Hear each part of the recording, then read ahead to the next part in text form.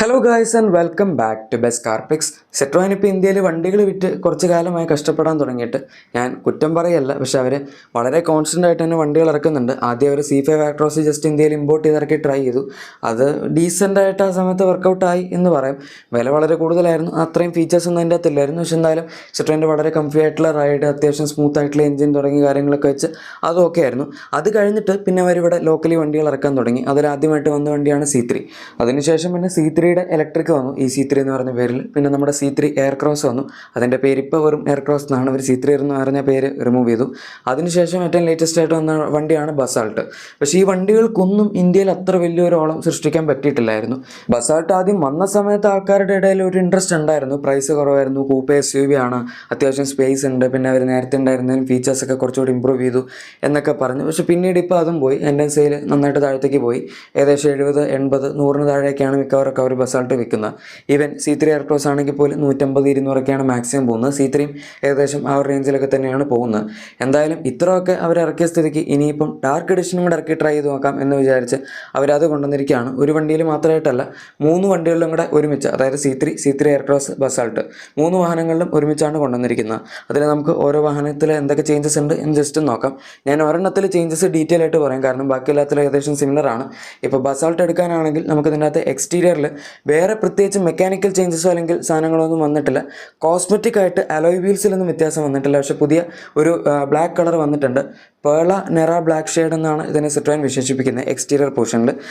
പിന്നെ ഇതിന് മുന്നേ ക്രോം ആയിരുന്ന എല്ലാ എലമെൻസും അവരിപ്പോൾ ഡാർക്ക് ക്രോമിലേക്ക് മാറ്റിയിട്ടുണ്ട്. അതുകൊണ്ട് കുറച്ചും കൂടെ ഒരു ബ്ലാക്ക് കളറിനോട് വിഷ്വലായിട്ട് അപ്പീൽ ചെയ്ത് നിൽക്കുന്ന രീതിയിൽ പറയാം. സിട്രോയിൻ്റെ ലോഗം അവർ മൊത്തം ആ ഒരു ക്രോം ഫിനിഷ് മാറ്റി ഡാർക്ക് ക്രോം തന്നെ ആക്കിയിട്ടുണ്ട്. അതുപോലെ നമുക്ക് താഴത്തെ ഒരു റെഡ് സ്ട്രൈപ്പ് കാണും, അത് സാധാരണ വണ്ടിയിലുണ്ടായിരുന്നു. പിന്നെ സിൽവർ സ്കിഡ് പ്ലേറ്റ്സ് തുടങ്ങിയ കാര്യങ്ങളൊക്കെ കൊടുത്തിട്ടുണ്ട്. ബാക്കി ഫീച്ചേഴ്സൊക്കെ സെയിം ആണ്. LED headlights, DRLs, side indicators, സാധനങ്ങളൊക്കെ അതിലൊന്നും വ്യത്യാസം വരുത്തിയിട്ടില്ല. സൈഡ് പ്രൊഫൈലും അങ്ങനെ പ്രത്യേകിച്ച് പറയത്തക്ക വ്യത്യാസങ്ങളൊന്നും തന്നെ ഈ ഒരു വാഹനത്തിൽ വരുത്തിയിട്ടില്ല.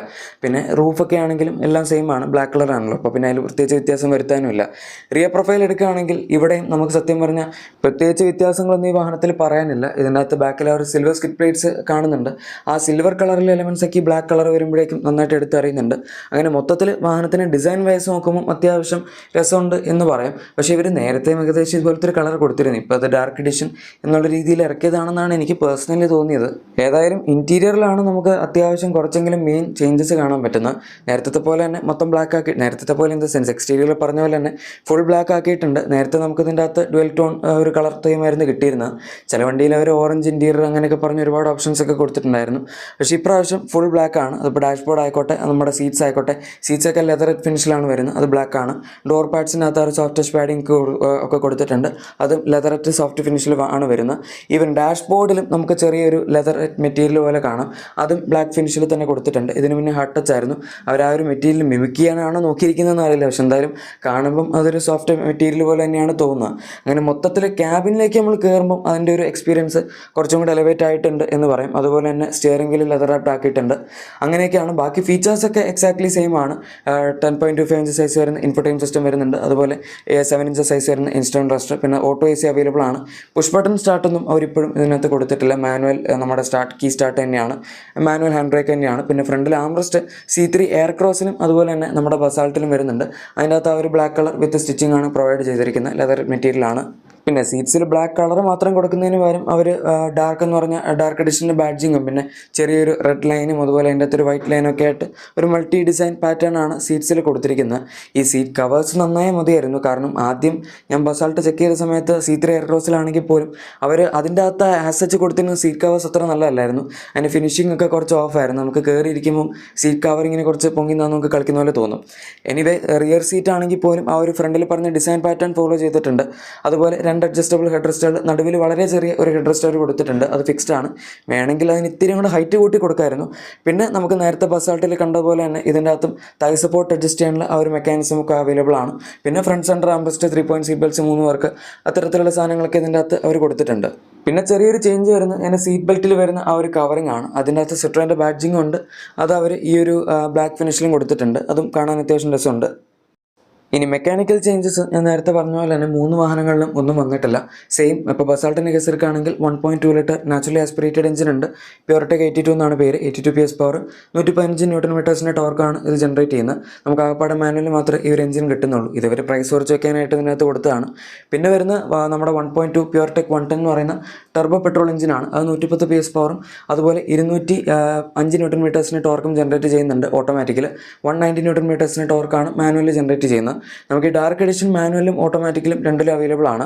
പക്ഷേ അത് C3 എയർക്രോസിലും അതുപോലെ ബസാൾട്ടിനും മാത്രമേ ഉള്ളൂ. C3യിൽ അവർ 1.2 NAയിൽ മാത്രമാണ് ഈ ഒരു ഡാർക്ക് എഡിഷൻ കൊടുത്തിരിക്കുന്നത്. ടർബോയിൽ കൊടുത്തിട്ടില്ല. ചിലപ്പോൾ ടർബോ കുറച്ച് റേറ്റ് കൂടുതലാണെന്ന് മനസ്സിലാക്കിക്കൊണ്ടായിരിക്കും അത് അധികം ആൾക്കാരൊന്നും വാങ്ങാറില്ല C3 ടർബോ. ഈവൻ അത് വളരെ നല്ല വണ്ടിയാണ്, നല്ല പവറുണ്ട്.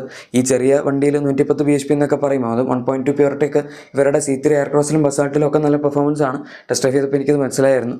പക്ഷേ എന്നാലും C3 ടർബോ അത്ര എക്സ്പെൻസീവ് ആയതുകൊണ്ട് അധികം ആൾക്കാർ വാങ്ങാത്തതുകൊണ്ട് അതിനകത്ത് അവർ ഈ ഒരു ടർബോയിൽ കൊടുത്തില്ല. ടർബോയിൽ മാത്രമേ C3യിൽ ഓട്ടോമാറ്റിക് ഉള്ളൂ, 6 സ്പീഡ് ടോക്ക് കൺവെർട്ടർ.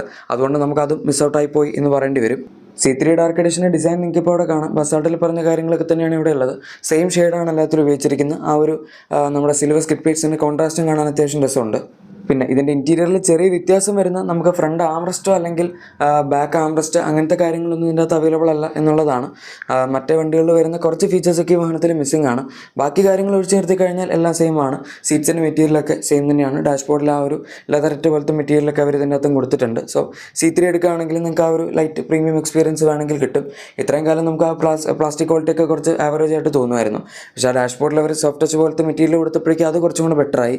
പിന്നെ നമ്മുടെ C3 എയർക്രോസ് അല്ലെങ്കിൽ ഇപ്പോൾ വെറും എയർക്രോസ് എന്ന് വിളിക്കുന്ന വാഹനത്തിൻ്റെ ഡിസൈൻ നിങ്ങൾക്ക് ഇവിടെ കാണാം. ഇതാണ് ഇവരുടെ ഇപ്പോൾ ഉള്ളതിൽ വെച്ച് അത്യാവശ്യം നല്ല സൈസുള്ള ഒരു വാഹനം. ലോക്കലി പ്രൊഡ്യൂസ് ചെയ്യുന്നില്ല. C5 എയർക്രോസ് തന്നെ വേറെ ലെവലാണ്. അതിന് പക്ഷേ ഇപ്പോൾ സെയിലും വളരെ മോശം. 0 അല്ലെങ്കിൽ 1, 2 ആ റേഞ്ചിലൊക്കെയാണ് അതിന് മിക്ക മാസം സെയിൽ വരുന്നത്. ഈ വണ്ടികൾ അറ്റ്ലീസ്റ്റ് അതിലും കൂടുതലെങ്കിലും അവർ വിൽക്കുന്നുണ്ട്. പക്ഷേ ഞാൻ നേരത്തെ പറഞ്ഞല്ലോ, സിട്രോയിൻ മെയിനായിട്ട് ഇന്ത്യയിൽ ഫോക്കസ് ചെയ്യുന്ന ഇവിടെ വണ്ടികളും അതുപോലെ എഞ്ചിനും. മെയിനായിട്ട് എഞ്ചിനാണ് അവർ പ്രൊഡ്യൂസ് ചെയ്ത് പുറത്തേക്ക് എക്സ്പോർട്ട് ചെയ്യുന്നത്. ഇവരുടെ എഞ്ചിൻസ് ഇവിടെ വേറെ ആരും ഉപയോഗിക്കുന്നില്ല ഇന്ത്യയിൽ. പക്ഷേ നമുക്കറിയാം സ്റ്റെല്ലാൻഡസ് ഗ്രൂപ്പ് എന്ന് പറഞ്ഞ കമ്പനിയുടെ അണ്ടറിലാണ് സിട്രോയിനൊക്കെ വരുന്നത്. അതിൽ ഒരുപാട് ബ്രാൻഡ്സ് ഉണ്ട്. ആൻഡ് ഈ പ്യൂർടെക് 110 അല്ലെങ്കിൽ പ്യൂർടെക് 82 എന്ന് പറഞ്ഞ എഞ്ചിൻസ് പല ആൾക്കാരും പുറത്ത് ഉപയോഗിക്കുന്നുണ്ട്. അത് അവരിവിടെ പ്രൊഡ്യൂസ് ചെയ്താണ് പുറത്തേക്ക് കൊടുക്കുന്നത്. അതുകൊണ്ടാണ് സിട്രോയിൻ ഇന്ത്യയിൽ ഇപ്പോഴും പിടിച്ചു വെക്കുന്നത്. കാരണം ഇവിടെ മാനുഫാക്ചറിങ് കോസ്റ്റ് കുറവാണ്. അല്ലാതെ ഇവിടെ ഇത്തരത്തിൽ വളരെ കുറച്ച് നമ്പേഴ്സിൽ വണ്ടികൾ വിറ്റ് അവർക്ക് ഉറപ്പായിട്ടും പിടിച്ചു വെക്കാൻ പറ്റില്ല. അതുകൊണ്ട് സത്യം പറഞ്ഞ് വണ്ടികൾ വിറ്റ് പോകുന്നുണ്ടോ ഇല്ലയോ എന്നുള്ളതിൽ അവർ അങ്ങനെ കെയർ ചെയ്യുന്നില്ല എന്നുള്ള രീതിയിൽ തന്നെയാണ് ഇപ്പോൾ നിൽക്കുന്നത്. അല്ലെങ്കിൽ വേണമെങ്കിൽ കുറച്ചുകൂടെ ഫീച്ചേഴ്സ് കൊടുത്ത് അവർക്ക് ഇറക്കാവുന്നുള്ളൂ. ഇനി പ്രൈസിലേക്ക് നമുക്ക് വരാം. ആദ്യം തന്നെ ബസാൾട്ട് എടുക്കാനാണെങ്കിൽ 12.8 lakhs ആണ്. ഇതിൻ്റെ ടോപ്പ് എൻഡിൽ മാത്രമേ ഉള്ളൂ കേട്ടോ, വേറെ ബേസിക് വേരിയൻസിലൊന്നും ഇല്ല. 12.8 lakhs മാനുവലിൻ്റെ പ്രൈസ് വരും. 14.1 lakhs ടോപ്പ് എൻഡിൻ്റെ പ്രൈസ് ഓട്ടോമാറ്റിക്കലി പോകും. അതുപോലെ ഈ C3 എയർക്രോസ് എടുക്കാനാണെങ്കിൽ നമ്മുടെ 13.13 lakhs അത് സ്റ്റാർട്ട് ചെയ്യും. 14.27 വരെ മാക്സിമം പ്രൈസ് പോകും. ബൈ ദ വേ ഇതിന് അഡീഷണൽ വാങ്ങുന്ന 23,000 മാത്രമേ ഉള്ളൂ. എക്സ്ഷോറൂം പ്രൈസ് നോക്കുമ്പോൾ അതൊരു 25-26 വരെയൊക്കെ ചിലപ്പോൾ കൂടുതൽ പോകുമായിരിക്കും.